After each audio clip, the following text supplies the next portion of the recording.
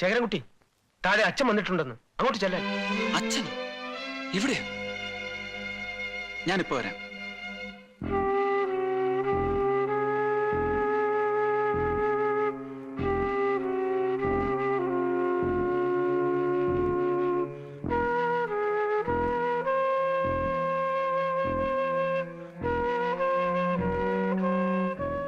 അച്ഛൻ എവിടെ? ഇവിടെ. അശ്വതിയോടെ.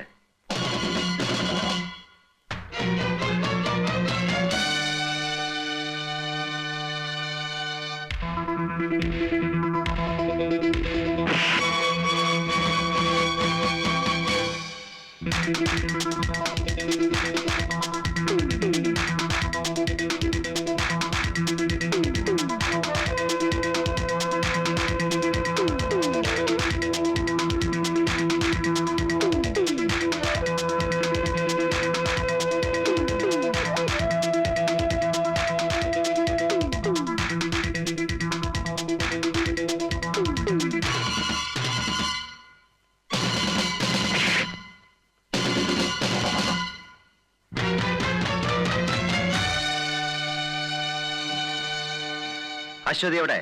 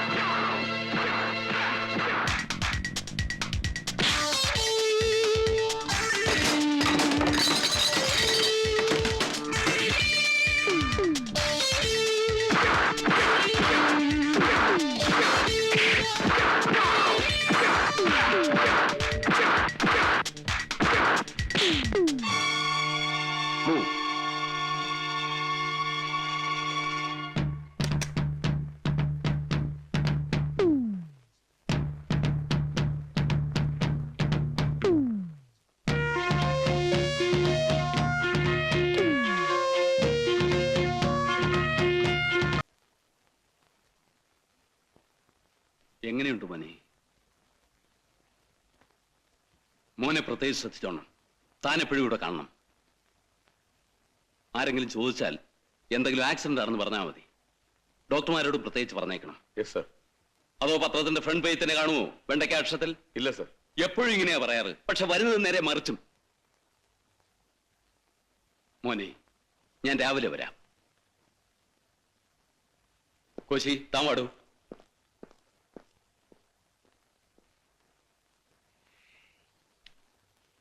ഐ ജിയെ കണ്ടോ?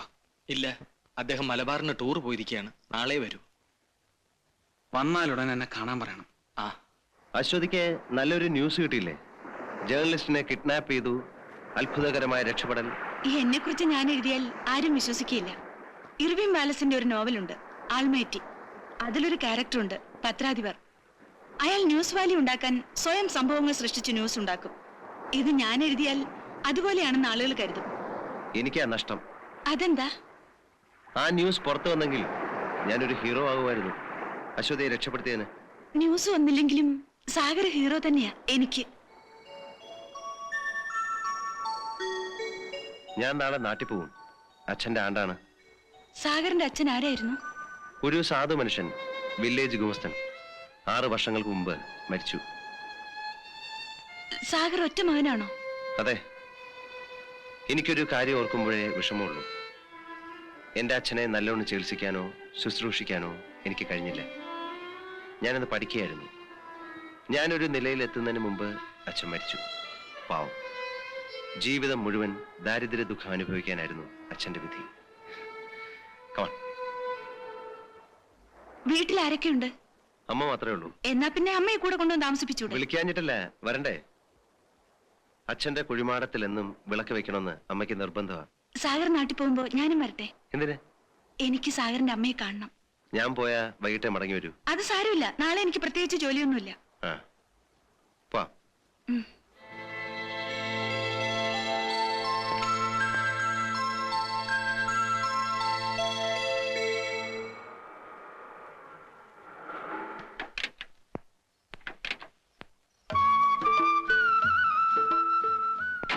അല്പം നടക്കുന്നതുകൊണ്ട് തമ്പുരാട്ടിക്കുട്ടിക്ക് ബുദ്ധിമുട്ടൊന്നുമില്ലല്ലോ.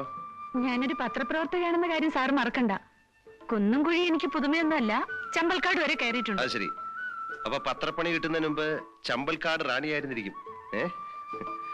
സൂക്ഷിച്ച് വേണ്ട. അശ്വതി, ഞാൻ ജാക്കിയാണെന്നും എന്റെ ജോലി എന്താണെന്നും അമ്മയ്ക്ക് അറിഞ്ഞൂടാ. അശ്വതി അബദ്ധത്തിൽ അമ്മയോടൊന്നും പറഞ്ഞേക്കരുത്. അമ്മയോട് പറയാൻ പാടില്ലാത്ത പ്രവൃത്തി എന്തിനാ ചെയ്യുന്നത്? ഞാനത് എന്നോട് തന്നെ പല പ്രാവശ്യം ചോദിച്ചിട്ടുള്ള ചോദ്യമാണ്. വരൂ. മീനാക്ഷി അമ്മോ. ഇത്രയും നേരം ആയപ്പോ ഞാൻ വിചാരിച്ചു നീ വരില്ല. ഇതമ്മ. അമ്മേ, ഇത് അശ്വതി വർമ്മ, ഒരു പത്രപ്രവർത്തക. ബോംബെന്ന് വന്നതാ. എന്റെ ഒരു കൂട്ടുകാരന്റെ സഹോദരിയാ. വരൂ മോളെ. ബോംബെയിലാ വളർന്നതും പഠിച്ചതൊക്കെ. അശ്വതിക്ക് ഒരു ആഗ്രഹം നാട്ടുമ്പുറവും പാടമൊക്കെ ഒന്ന് കാണാൻ. ഇവിടെ ആകുമ്പോ അതിന് സൗകര്യം ഉണ്ടല്ലോ. സാഗർ വെറുതെ പറഞ്ഞതാ. നാട്ടിലേക്ക് പോരുന്നു പറഞ്ഞപ്പോ ഞാനും വരാം, എനിക്ക് അമ്മയൊന്ന് കാണുമെന്ന് പറഞ്ഞു. എനിക്കറിയാം, അവൻ അങ്ങനെ പറയൂ. ആ, നീ പോയി കുളിച്ചിട്ട് വാ, ബലിയിടണം. ഞാൻ ആ ഇളയതിനെ വിളിച്ചോണ്ട് വരാം. അയ്യോ അമ്മേ, ഞാൻ രാവിലെ കുളിച്ചതാ. അതൊന്നും പറഞ്ഞാ പറ്റില്ല, പോയി കുളിക്കേ.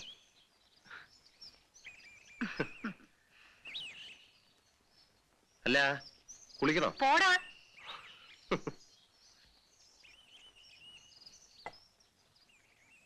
എനിക്ക് അങ്ങനെയാ മോളെ. ഇവനെ കണ്ടാ പിന്നെ കൈയും കാലും ഓടില്ല. മോൾ ഇവിടെ ഇരി, ഞാൻ ആ ഇളയതിനെ വിളിച്ചോണ്ട് ഇപ്പൊ വരാം.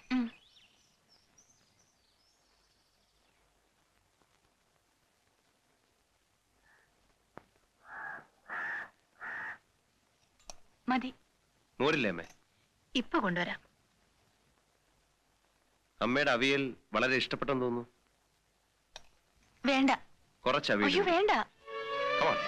ഞാൻ ഒരുപാട് കഴിച്ചു. ചൂട് കഴിക്കാതെ. വേണ്ട എന്താ? പ്ലീസ്.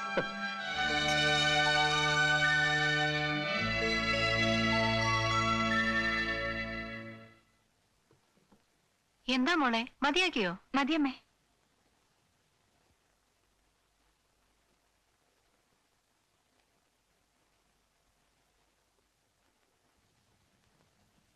എനിക്ക് ഈ തമ്പുരാട്ടിക്കുട്ടിയെ വലിയ ഇഷ്ടായി. അമ്മ എന്താ ഈ പറയുന്നത്? നീ ഒന്നും പറയണ്ട, ഞാനൊക്കെ തീരുമാനിച്ചു കഴിഞ്ഞു. അടുത്ത പ്രാവശ്യം നീ വരുമ്പോ ഞാനും കൂടെ വരും. എനിക്ക് ഈ കുട്ടിയുടെ ചേട്ടനെ ഒന്ന് കാണണം.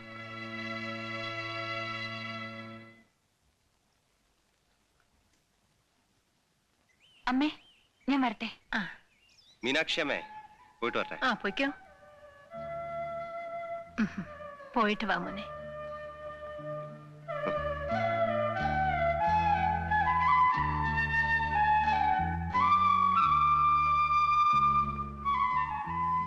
എന്തൊരു സ്നേഹം അമ്മയ്ക്ക്.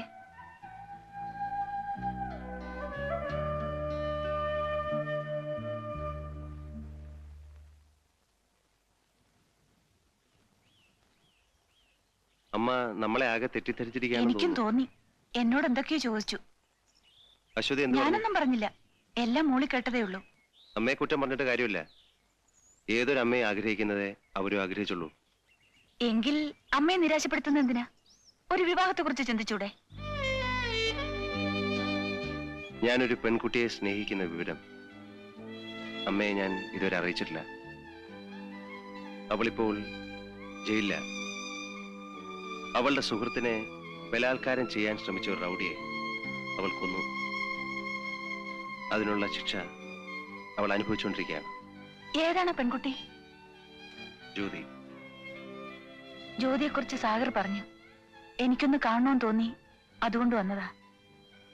ഈ ഇളം പ്രായത്തിനിടയിൽ തന്നെ ഒരുപാട് വേദനയും ദുഃഖവും അനുഭവിക്കേണ്ടി വന്നു ജ്യോതിക്ക്.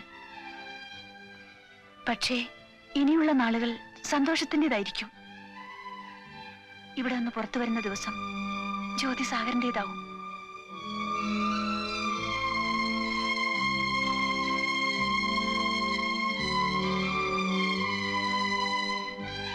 ഞാൻ വരട്ടെ.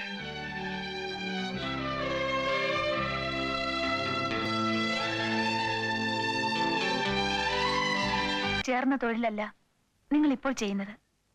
ദയവായി നിങ്ങൾക്കിത് നിർത്തിക്കൂടെ? ജ്യോതി പുറത്തു വരുന്നതിന് മുമ്പ് ഞാൻ ഈ തൊഴിലുമായിട്ടുള്ള എല്ലാ ബന്ധങ്ങളും അവസാനിപ്പിക്കും. പക്ഷേ ഞാൻ ജീവിച്ചിരിക്കുന്നെങ്കിൽ മാത്രം. എന്റെ ജീവന് ഇന്നൊരു സെക്യൂരിറ്റിയും ഇല്ല. ഞാൻ ഏത് സമയവും മരണത്തെ പ്രതീക്ഷിക്കുന്നു. ഒരു ബുള്ളറ്റോ റേസറോ ഓർ ആൻ ആക്സിഡന്റ് എന്ത് വേണമെങ്കിലും ആവാം. സാഗർ, അരുതാത്തതൊന്നും പറയരുത്. അങ്ങനെ ഒന്നും സംഭവിക്കില്ല. എന്നെ ആശ്വസിപ്പിക്കുകയാണോ?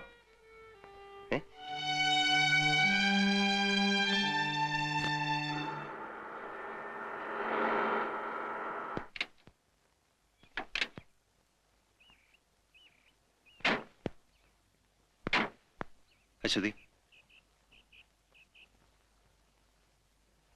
നമ്മൾ പരിചയപ്പെടുമ്പോൾ ഞാനൊരു കള്ളക്കടത്തുകാരനും അശ്വതി ഒരു ജേർണലിസ്റ്റും ആയിരുന്നു. ഇന്ന് ആ ബന്ധം അതിലേറെ വളർന്നു. You are A good friend.